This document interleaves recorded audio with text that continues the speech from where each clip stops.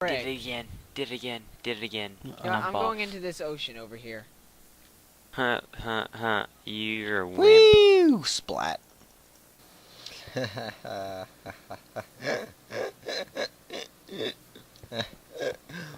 the little fishes. It's a cute little puppy, little stony man. Cute little baby. But your spawn. Apparently, this is the new spawn. I don't know what happened. I think they're gonna redo it or something.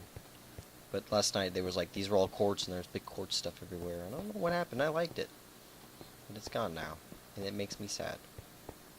And the button is gone. There was a button, and if you pushed it, you would fall from a million blocks. Anyways, what's going on, guys? It's Raw again. I don't really have a plan. Just gonna do some chores and stuff. I had a little bit of footage recorded from last night and yesterday. I was just kind of dinking around doing stuff. Upload that, and I got a friend. Do you believe in magic? You know, I don't know the words. I came out wrong. What the heck? Where's the zombie at? Is it in here? No, it's not here. What the heck? Here, a zombie. Where's this?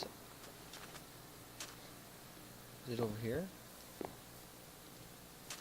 Where the heck? Where is that coming from?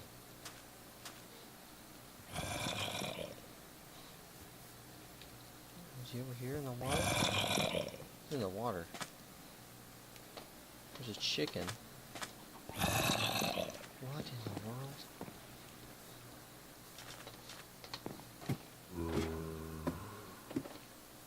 What? What?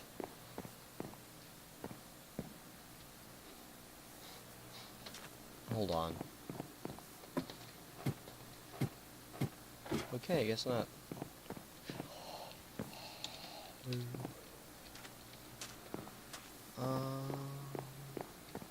So,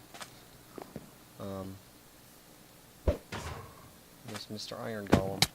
He finally underped. Something happened. I don't know what happened, but just some snowballs. So here's my junk. Went caving again, and I found a double spawner. Like, not like a double spawner, but anyway, it was like a skeleton in a skeleton and a zombie. They were like right, like here's the skeleton, and here's the zombie. Like they were that close. It's crazy, crazy. Got some stuff. Got junk. I don't remember if I showed it. Yeah, last night we had a big team speak chat going on. A bunch of us derping around, screwing around. They were building spawn. We're all killing each other. I tried to prank Irashi, but apparently they don't like fun on this server because I spawned a bunch of chickens in his house and they got rid of them. Granted, and look, they even put like this little derp there. I don't even like, what the heck, yo? But I had a bunch of chickens, and I spawned them everywhere. There was like a chicken fiesta. They just freaking. I'm taking those. Gracias. It was like me. I had this whole. Come over to the chicken farm. Let me see how full it is. Like, I had like all these chests and it was just everywhere.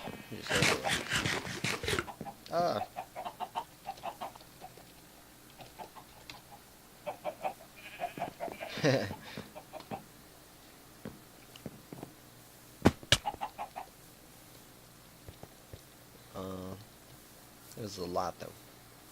And I didn't mention this, but this is my older sister's house, and this is my little sister's house. She's all pissed off because I didn't mention it.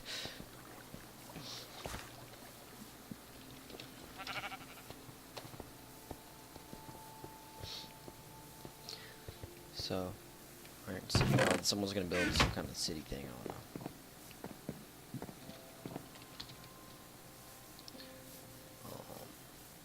I think I'm gonna go mining again or something. Summit. Because I don't have any diamonds. So, I'm gonna go mining and I'll put little highlights of it. So, see then. You know what? On second thought, I'm just gonna take me with you. Because I don't got anything else planned to do. So, I'll figure something out. Guess I'll just talk about what I want to do for the once the border expands and I move out. This will just be my spawn home. And I kind of like spawn. It's kind of just tiny right now. There's not like a lot of buildings, but I don't really care. It's still there's at least stuff there. So I hope they don't make us stay there for a million years like they've done before. We've been there for just months at a time, waiting for spawn to get to a happy size. But whenever we move out, I want to go find a mountain biome, and just kind of. I don't really have any set plans for like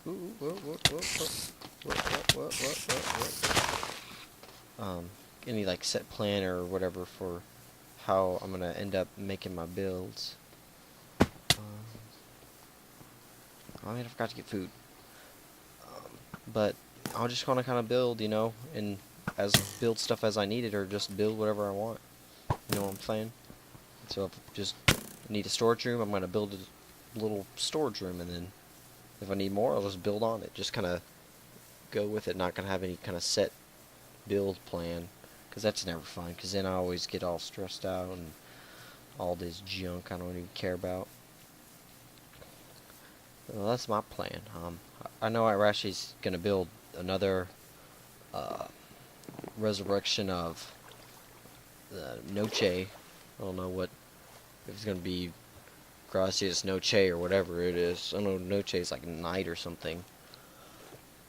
So I don't know.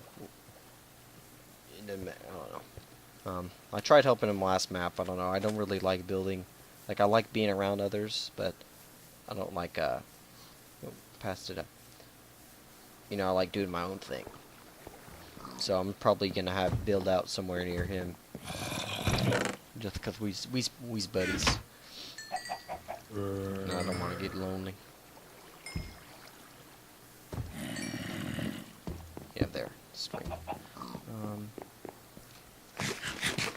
And again, I'm being a little quiet. It's kind of early in the morning. It's still got China jet lag. Ooh, let's talk about that. So that was really cool. It was just I do Chinese at school, and don't ask me to speak any Chinese because I know like hello. But yeah, we went to it was kind of a school trip. My Chinese teacher kind of set it up. It was through EF tours. They do a lot of like educational tours and stuff. They're really cool. It was really fun. Next time, if I ever go on a tour again, I'm gonna go with them. Because the schedule, it's just packed. I mean, you don't ever have to you're never like I was never bored just sitting around doing nothing in China. But it was 12 days. We went. It was my school and 3 others, just from random schools around the country that had signed up for the same little event. Creeper gonna creep. Hey. Oof, mate. Anyways, so it's a 13-hour difference in time from me to there, and man, it was a long day. That was a long flight, but it wasn't too bad. We had movies and stuff we could watch, but me sitting in a little tiny box all day ain't that fun. Let's not kill myself here. Oh crap, I'm being dumb. But yeah, day 1 touchdown in Beijing. It was really cool. There's one of the biggest airports in the world, the Beijing International, whatever. Yeah, I'm still pretty high up. But, at first, inside it's nice and, it's kind of, it's just like a nice kind of airport on the inside. And then we get outside and it's just a dump out there. There's big old piles of dirt and trash and it's just litter and there's smog. Oh, man, it was nasty.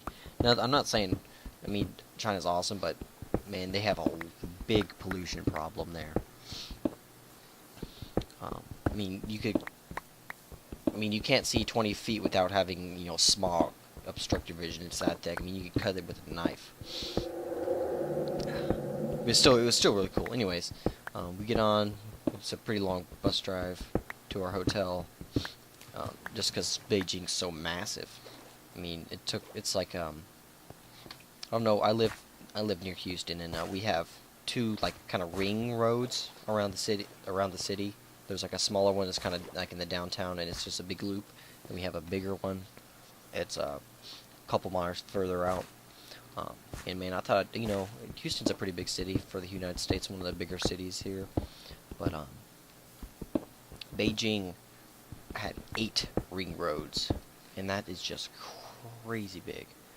Like thinking like compared to the size, like it's just insane. Like, I never saw the same thing twice.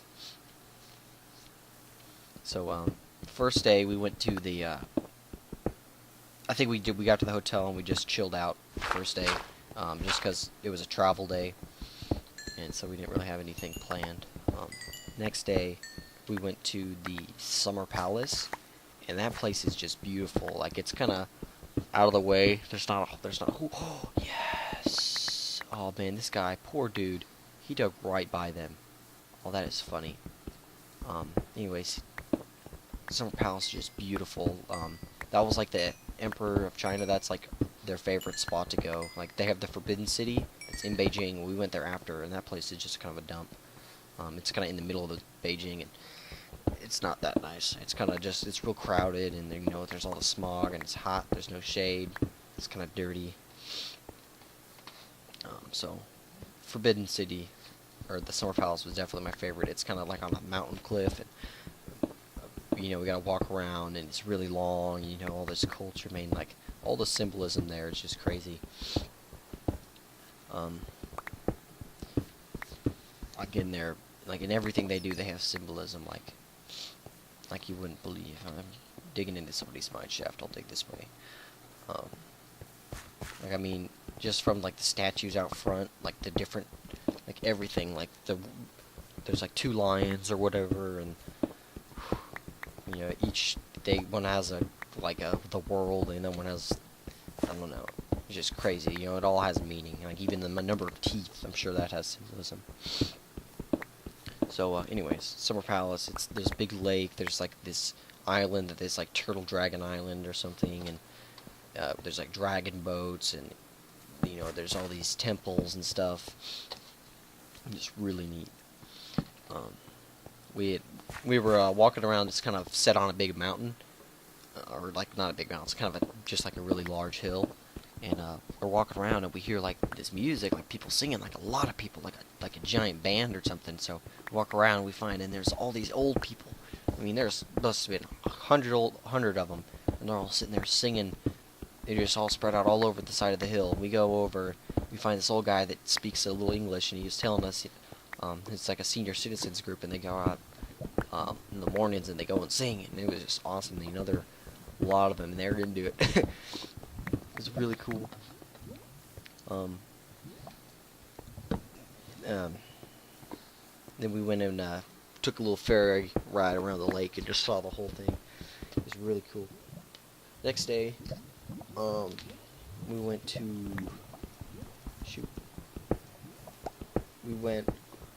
where did we go? I don't even know. I think we saw the Beijing Zoo. Yeah, we saw Beijing Zoo, and the Olympic Stadium, and shoot, I don't remember. Anyways, that was pretty much the only big thing we did in Beijing. We were there for 3 days. We saw the zoo, just a bunch of pandas. We went to like a tea shop. That was cool. Which one am I going?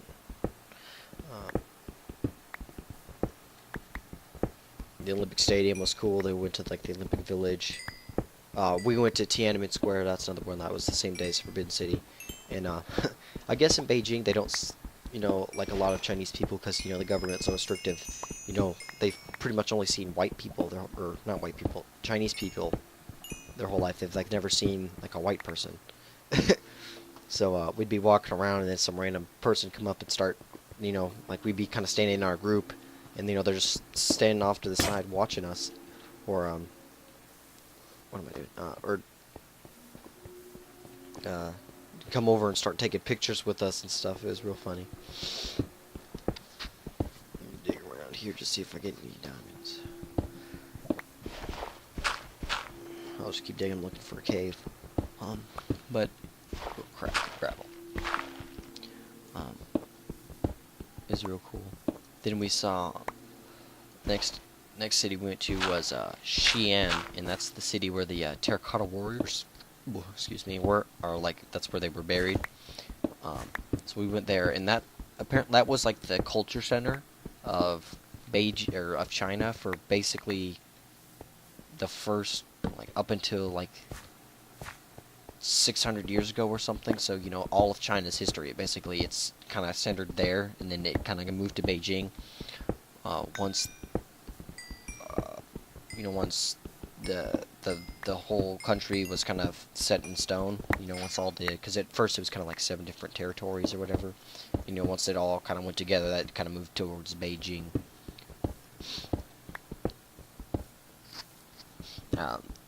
Yeah, after a few dynasties. So, but man, they say if you want to get rich in Xi'an, bring a shovel, because they can't do any kind of construction work or anything without digging up some 4,000-year-old relic. You know, they say, you know, they find so much stuff they just throw it off on the street. You know, it's worth $4,000 of like ancient pottery or something. Find a cave. So we went and saw the Terracotta Warriors. Those are really cool. You know, there's so many of them. There's like 4 million room chambers and all these different. Man, it was real cool. The Emperor, he wasn't buried at that location, but you know, he was buried further away. But those were kind of like to protect him, because he grew up in, I know, the kingdom of Xi'an or whatever, wherever that was located.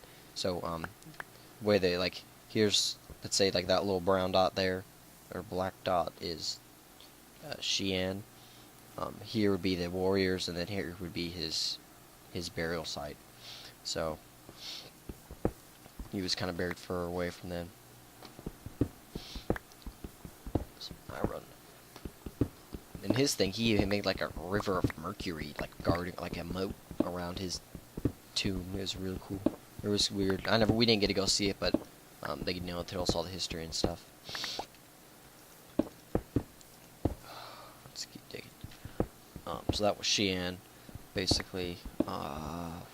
What's next? And that was one of the nicest hotels we stayed at. Man, that was a nice place.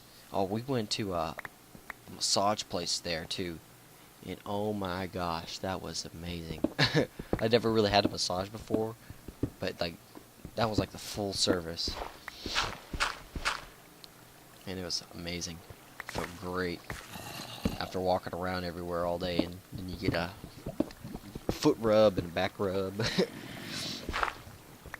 So after that, we went to Yangshuo, and it's a more of a rural setting. It's still a pretty big. It's like a borderline city, but it's pretty rural for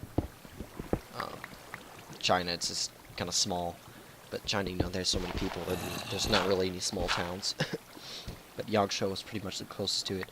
Anyways, they had the Yangtze River there, and that is kind of like a historical site. It's like the emperor used to kind of like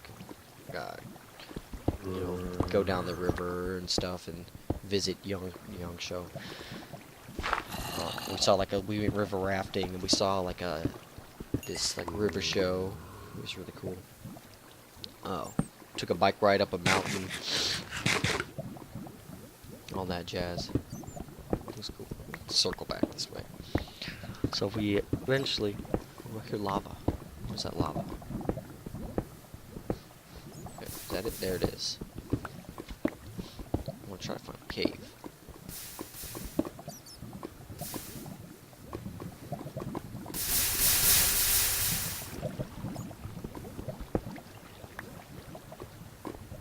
There's a cave there.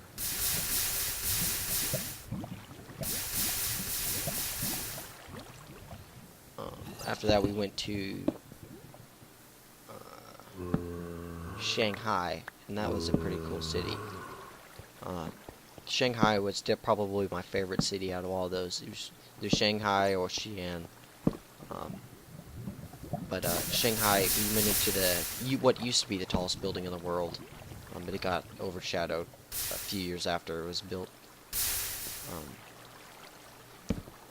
We went onto a glass floor, but we didn't see anything because Mark, oh yes, more diamonds. But next to it, they're building what'll be another one of the tallest buildings. I don't think it's going to be the tallest, but it's going to be like the second tallest. But man, those big. There's a glass floor on the top. Couldn't see anything because of smog, but it was really cool. We went to a silk factory, like where they make silk products, and they showed us, like, they had silkworms, and then all the general process and stuff. Man, it was really cool. Silk is too expensive though. I didn't get to buy anything. After that, we went to a few like Chinese gardens. Like, they're not gardens like we have here. They're like big, like there's like buildings and stuff. They're really fancy, intricate kind of things. They don't have, they're not just like a little flower pots kind of thrown around the room. It's like there's, like a living area, like a living room kind of type deal. Like a woman's room. There's like a pond, all that jazz, kind of strewn about. There's like all these rock decorations and stuff, or rockeries. Oh my god, I'm all twisted around here. A Zambi. Getting him. But that was really cool. I went to a few of those. But that was pretty much, in a nutshell, I missed a whole lot. I mean, I didn't even scrape the surface of what we did. That was probably just all the really big things we did. Ooh, mine shaft. Sweet. Is that a spot? Oh no, somebody's been up there already. I'm not gonna go mess with that. I want to stay down here. I'm not gonna go up. Well, that bat scared me. But yeah, it was really cool. I would, if the the government is kind of wonky, communism junk, whatever. But if they weren't so, if it wasn't such a restrictive government, that'd definitely be an awesome place to live. The smog's pretty. Like I said, it's the whole country is pretty much like that. But it was still a really cool place. It's definitely an awesome tourist area. But it was funny too. There's like a lot of street vendors. That's most of your souvenirs are you buy off street vendors, just the places you go. And man, those guys are crazy. They'll follow you for like miles trying to sell you your thing. It's a lot of bartering. So they'll say, over there they use yuan, yuans, and those are